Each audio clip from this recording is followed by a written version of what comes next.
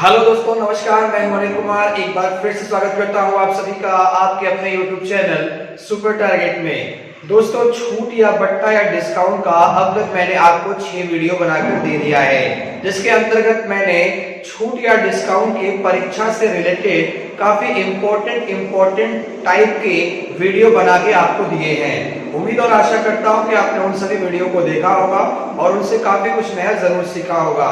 यदि आपने उन सभी वीडियो को नहीं देखा है तो हमारे चैनल के प्लेलिस्ट में जाकर उन सभी वीडियो को आप दोबारा से देख सकते हैं तथा छूट या डिस्काउंट की और भी सवालों को बेहतर अंजाम दे सकते हैं। उसी कड़ी में दोस्तों, छूट या बट्टा का आज मैं 7वां वीडियो आपके लेकर आ रहा हूं, पार्ट 7 का वीडियो लेकर आ रहा हूं, जिसके अंतर्गत जितने भी मैं सवाल दिखाऊंगा, हर सवाल में पूछा जाएगा कि वस्तु का अंकित मूल्य क्या होगा। अंकित मूल्य तो आप समझ रहे होंगे, प्रिंट प्राइस, मनगढ़ंत दाम, लिखा हुआ दाम, काल्पनिक दाम। जी हाँ दोस्तों, जरा सोचिए कि दुकानदार सबसे पहले वस्तु आपको बेचने से पहले उस वस्तु को कहीं से जरूर लेकर आता होगा, तो जहां से लेकर आता होगा उस वस्तु के पीछे उसके जेब से तो पैसा लगता ही होगा। जी हाँ दोस्तों, जितने का वो वस्तु दुकानदार लेकर आया था, यानी जितना पैसा उसके पीछे लगाया था, वो उसका ओरिजिनल दाम होता है, वो उसका क्रय मूल्य होता है, वो उसका कीमत होता है। जरा सोचिए कि जितने का लाया था वो उतने का आपको बेचेगा कभी? बिल्कुल नहीं बेचेगा। तो जब उतने का नहीं बेचेगा तो फिर उसके ऊपर एक नया दाम लिखेगा, वो काल्पनिक दाम लिखेगा, मनगढ़ंत दाम लिखेगा, वही दाम कहलाता है अंकित मूल्य। तो जरा सोचिए, 100 रुपए का अगर वो जेब से लगा दिया है वस्तु के पीछे, तो 100 रुपए का बेचेगा नहीं।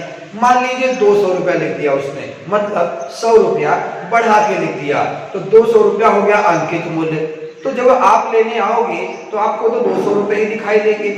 हो सकता है कि आप 200 रुपए का न लो, आप कुछ छूट वगैरह मांगो तो आपको छूट भी देगा, अब बदले में लूट भी देगा दोस्तों। जी हाँ दोस्तों, आज के हर सवाल में दुकानदार ने आपको कितने प्रतिशत की छूट दिया वो दिया रहेगा, अब बदले में कितना प्रतिशत लूट लिया ये भी दिया रहेगा। पूछेगा कि बताइए, इतना छूट देकर इतना फायदा कमाने के लिए अंकित मूल्य कितना रखना पड़ेगा।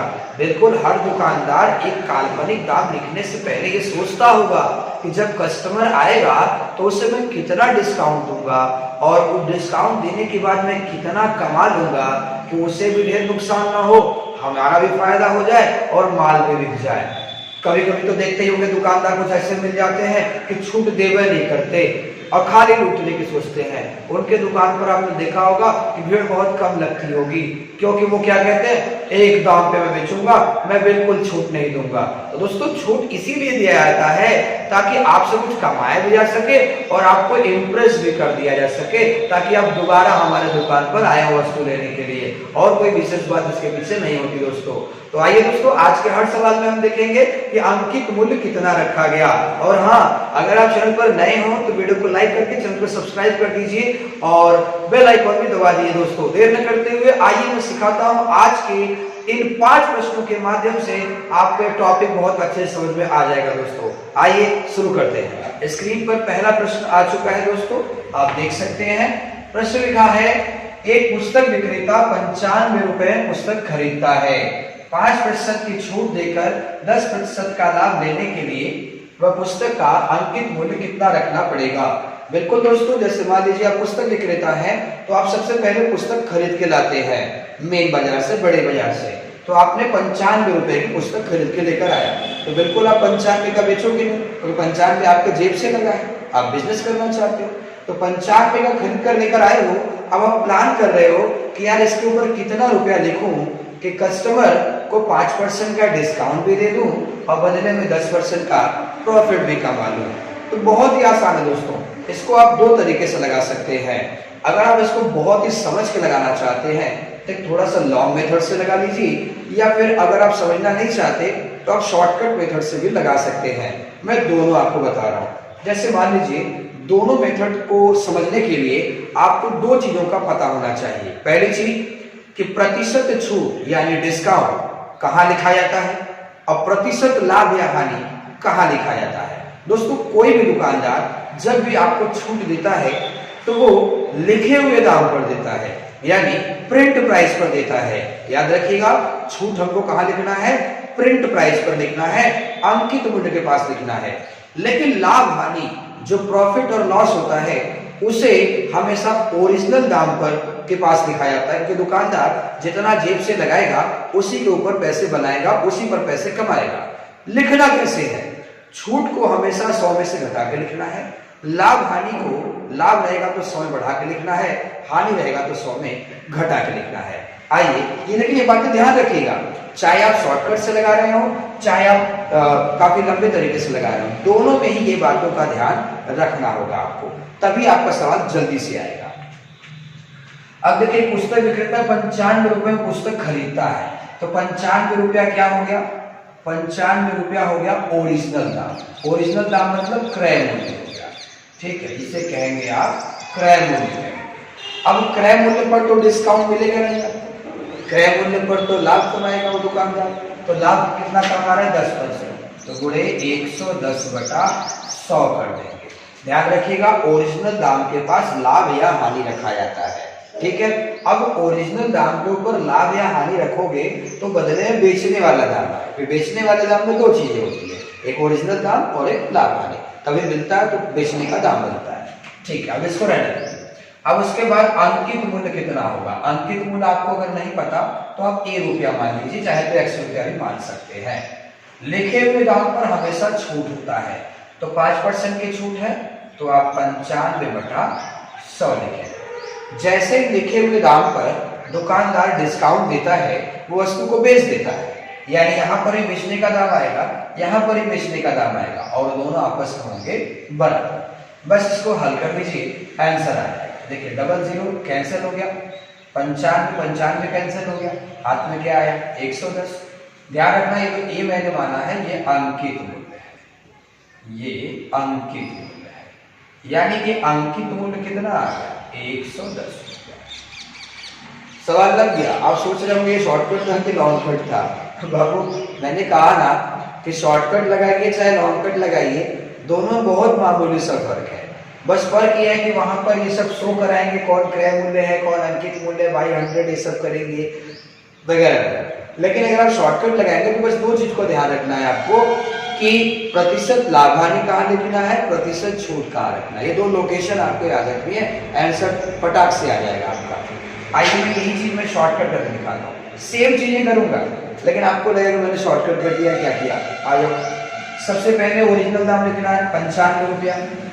95 क्या है? ओरिजिनल दाम है। ओरिजिनल दाम के पास लाभ हानि बैठता है, 10% का लाभ है, तो पूरे 110 लिख दो। 100 मत लिखना, ठीक है। फिर बचा क्या? 5% छूट, तो उसे नीचे लिख दो। मतलब ये जोड़ा अगर मिल गया आपको तो जो बचा है उसे नीचे लिख देना है। तो 5% की छूट तो 95, ये देखो कट गया, आंसर आ गया 110 रुपया। ये प्रिंट प्राइस, इसको आप ट्रिक कह सकते हो, इसको आप शॉर्टकट कह सकते हो, लेकिन ये वही समझ पाएगा जो इसको समझ पाएगा, ठीक है। एक बार अच्छे समझ लीजिए। दूसरा सवाल मैं तुरंत डिस्प्ले कर रहा हूं आपके लिए। प्रश्न स्क्रीन पर आ चुका है। लिखा है, एक दुकानदार 460 रुपए में सामान खरीदता है, यानी जेब से उसके लग चुका है दोस्तों। 8% की छूट देकर 12% का लाभ लेने के लिए सामान का अंकित मूल्य कितना रखना होगा? यानी सबसे पहले वो 460 रुपए का खरीदा वस्तु, यानी 460 रुपया उसके जेब से लग गया, तो 460 रुपया ओरिजिनल दाम है। 460 रुपया क्या है? ओरिजिनल दाम है। तो ओरिजिनल दाम के पास लाभ हानि रखा जाता है, तो लाभ हानि कितना है? 12% का, तो 112, तो बटा 100 करोगे तो 100 कर सकते हैं आप, बराबर अंकित मूल्य आप अगर ₹1 मानते हैं तो अंकित मूल्य पर छूट दी जाती है। 8% की छूट है, यानी 100 में घटाकर 92/100 है। बस इसको हल कर लेंगे, आपका आंसर आ जाएगा। देखिए 100 कैंसिल हो गया। अब अगर आप ध्यान से देखें तो 92 46, 46 दूना 92 होता है, यानी 46 दहा में और 46 दूना, ठीक है। अब फिर 2 से काटेंगे इसको तो 5 बार में कट जाएगा, यानी वस्तु का प्रिंट प्राइस कितना रखना होगा? 112 गुणे 5 कर दीजिए, 12 पंजे 60, यानी 5 एकम 5, 12 पंजे 60, 560 रुपया अंकित मूल्य रखना पड़ेगा। यानी कि कोई दुकानदार 460 रुपए में वस्तु खरीदता है, ये हो गया उसका क्रय मूल्य। फिर उसके बाद वो रेट मिटा कर 560 रुपया लिखता है, ये क्या हो गया, अंकित मूल्य हो गया। फिर जब आप लेने जाते हैं तो आपको 8% का छूट देकर वो बेच देता है। ये पूरी कहानी है दोस्तों। कितने का बेचता है वो नहीं पूछा है, वो मैंने पिछले वीडियो में आपको बता दिया था। हाँ, कितने का बेचता है वो निकालना है तो 560 रुपया लिखेंगे, गुणे 92/100 करेंगे तो बेचने का दाम निकल जाएगा आपका, तो बेचने का दाम निकल जाएगा। लेकिन सवाल ये पूछा गया है कि लिखा कितना था, तो लिखा था 560 रुपया। जी हाँ दोस्तों, और लाया था 460। आइए तीसरा सवाल में डिस्प्ले कर रहा हूं मैं, सीखने का तीसरा मौका आपको मिल रहा है, बने रहिए हमारे साथ। तीसरा प्रश्न स्क्रीन पर आ चुका है साथियों, आप पढ़ सकते हैं प्रश्न को। लास्ट में वही पूछा गया है, अंकित मूल्य कितना होगा। अंकित मूल्य मतलब दुकानदार कितना रखेगा कि आपको इतना % का छूट भी दे दे और इतना % का लाभ भी दे दे। प्रश्न में लिखा भी है कि 13% का छूट देकर 15% का लाभ कमाना है उसको। बताओ कितना रुपया वो रखेगा, ये दोनों उसका काम हो जाए।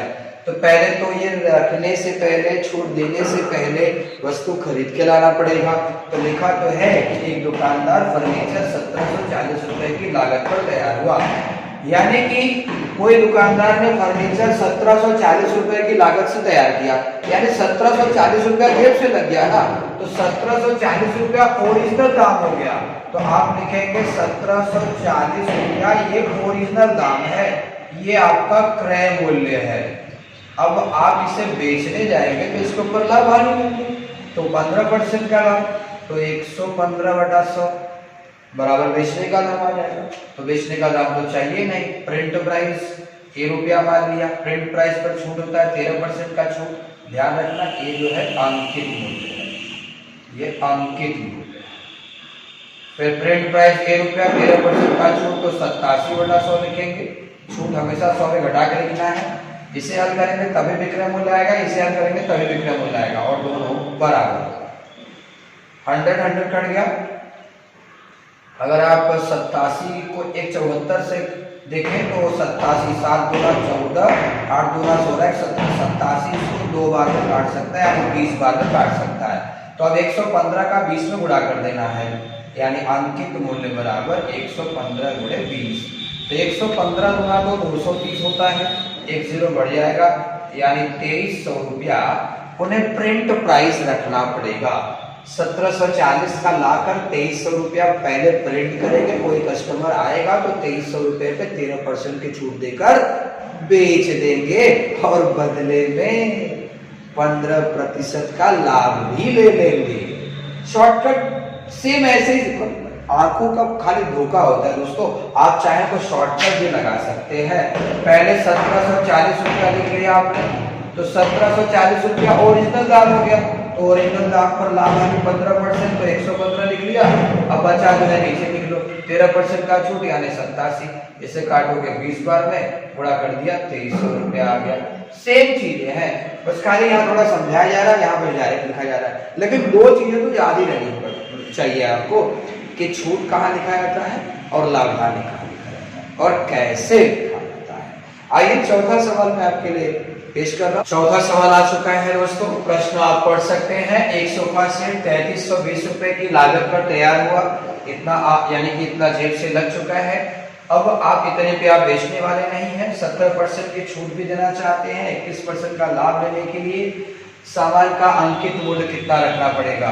तो देखिए दो चीजें हैं, 70% का छूट है, 21% का लाभ है, तो बदले में कैश क्या है 3320 रुपया। अब ये 3320 रुपया क्या है, लागत पर तैयार हुआ, मतलब ये ओरिजिनल दाम है। तो ओरिजिनल दाम के पास छूट नहीं बैठता, लाभ बैठता है। तो 21% का लाभ है, तो यहाँ लिखेंगे 121, ठीक है। 17% का छूट, तो बदले में कितने % का बेचेगा, 100 में 17 घटा दीजिए, 83% का, यानी बढ़ते क्या लिखेंगे 83%। हल कर दीजिए, आंसर आ जाएगा। अब जरा सोचिए कितने से कट सकता है, ये 121 83 तो कट नहीं पाएगा, नहीं 7 से काटा जाए, 7 3 का 21 से 7 से नहीं कट पाएगा।